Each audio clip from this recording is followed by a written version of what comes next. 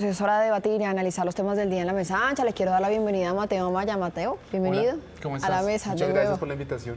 Juana y Julio, un buen día también para ustedes. Hola Maritza, buen día. Miren, hoy vamos a hablar de esa decisión del Gobierno Nacional. Finalmente se presentó y se conoció ayer ese decreto que convoca la consulta popular. Sería, según las cuentas del Gobierno Nacional, el próximo 7 de agosto. En todo caso, pues en la mitad del camino parece que va a haber, digamos, un revuelto jurídico, judicial, porque ya se han presentado varias demandas frente a la Corte Constitucional, al Consejo de Estado. Algunos dicen que esto jurídicamente no está ajustado porque se pasó por encima del Congreso de la República. Por supuesto, también hay todo un debate político de si este era el momento para presentar ese decreto, pero hablemos primero de este tema jurídico, Mateo.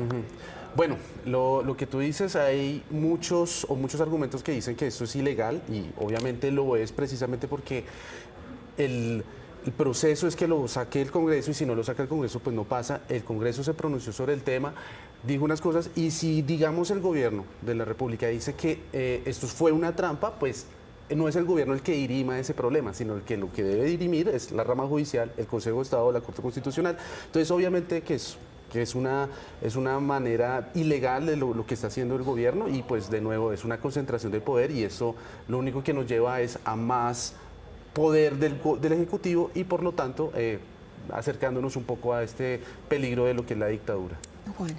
Bueno, yo no soy abogada, pero sí voy a citar a nuestro ex compañero de la mesa ancha, Jorge Iván Cuervo, que sí es abogado, que trabaja y es profesor de la universidad externado y en quien confío plenamente y comparto sus análisis, que dice que justamente el decreto es una actitud muy dudosa y su legitimidad pues se pone en gran duda porque se desconoce justamente esta decisión del Congreso y que eso se traduce en todas las demandas que se han puesto y que vienen de ahora en adelante. Entonces se desconoce esta decisión legítima, pero la expedición del decreto, como dice Jorge Iván, no traerá efectos inmediatos. Esto va a terminar en una cosa muy sencilla, muy probablemente, y es que se va a demandar, se pide la suspensión y hasta ahí llega la aventura, cito a Jorge Iván.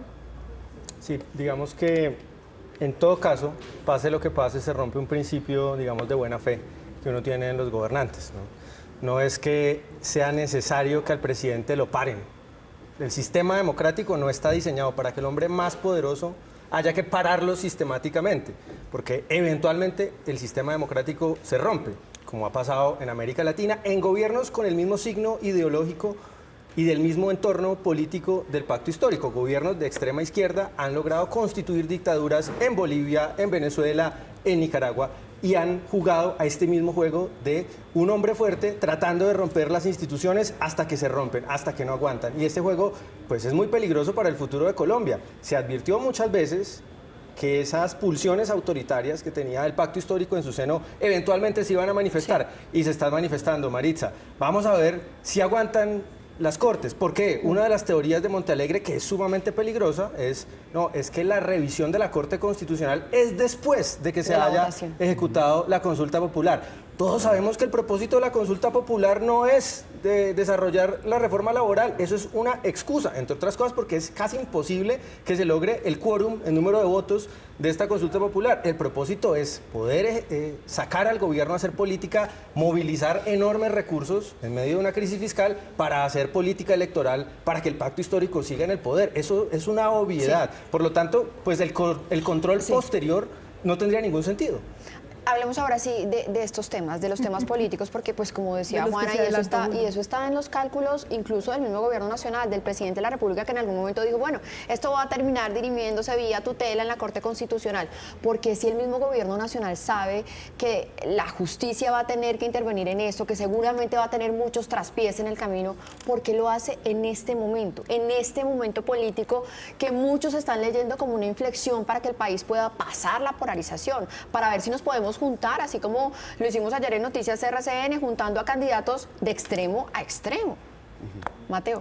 Bueno, creo que es una torpeza, algo que no se ha mencionado acá y pues nosotros como colombianos no nos hemos dado cuenta y es lo que dicen las noticias internacionales y es cómo se va quedando esto y el tema como se ve desde afuera, así, es muy grave y es el tema de cómo, digamos, todo este tema, digamos, del atentado de Miguel Uribe siendo uno de los opositores más importantes de Gustavo Petro, que se oponía a este decretazo, pasa este atentado y luego de este atentado sucede lo que está sucediendo hoy, pues, está sucediendo ayer, que es el tema del decretazo. No estoy diciendo que de ninguna manera que el presidente o el gobierno de Gustavo Petro tenga algo que ver con lo que sucedió con Miguel Uribe, pero es lo que se está viendo en las noticias internacionales, es lo que se está quedando ahí, y es como la noticia se está viendo desde esa manera de, oye, este señor, Miguel Uribe, lo atentan contra su vida, y luego de eso pasa ese decreto que es como casi que el punto de inflexión o el punto del debate que se está haciendo, y entonces se está quedando muy mal.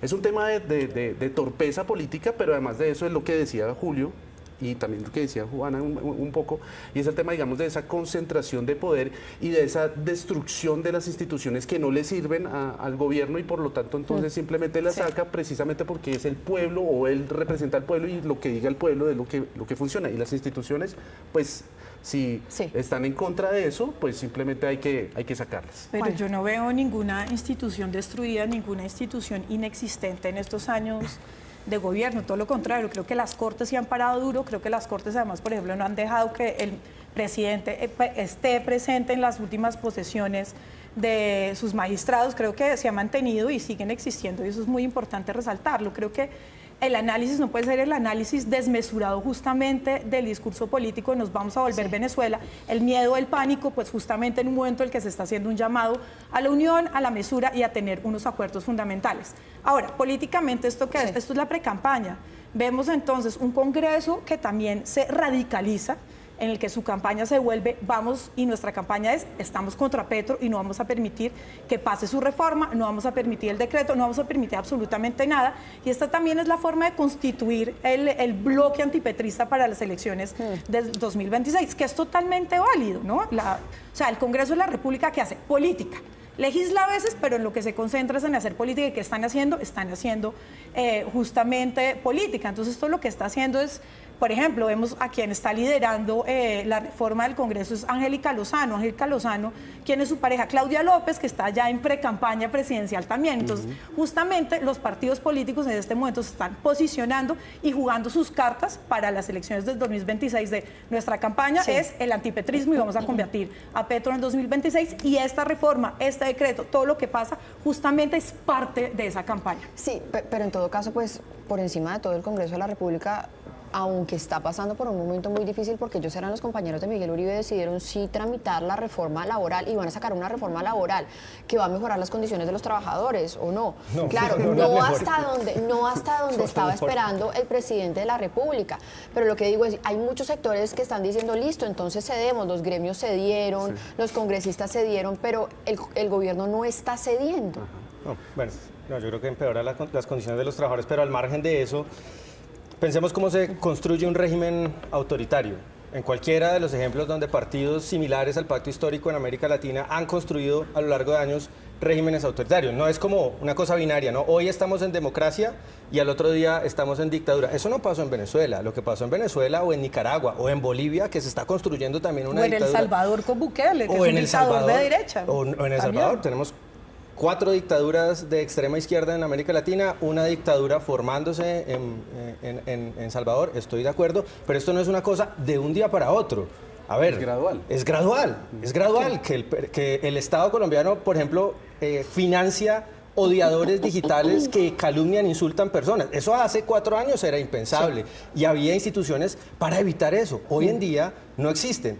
Era impensable hace 4 años que el presidente de la República se saltara al Congreso deliberadamente e intentara sacar un decreto, digamos, suplantando las funciones del Congreso e intentando también suplantar las funciones de los jueces, porque quiere direccionar cuál es el juez que dirima este resultado y el momento en el que el juez dirima este resultado, que sería posterior a la consulta. O sea, la construcción de los regímenes autoritarios es gradual, y por eso hay que estar alerta frente a todos estos hechos. Quiero responderle algo, Julio, que me parece muy grave, y es que sí, hace 4 años salieron listas de perfilamientos de opositores, de activistas de las izquierdas, en las que nos hicieron seguimientos, intervinieron nuestros teléfonos. Entonces sí, digamos que también había actitudes autoritarias, y muchas personas fuimos Juana, además víctimas de esto, y se lo digo porque yo aparecí en esa lista, después hicieron investigaciones, y no me parece que sea normal que un gobierno siga a opositores, ni de derecha, ni de izquierda, ni de centro, ni absolutamente nada. Entonces, si va a condenar algo, condénelo globalmente, no solamente en su Estamos hablando de un aparato de propaganda y de influencers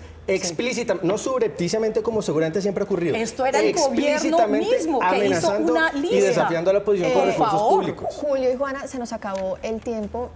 Quisiera recogerlo de todos en esto.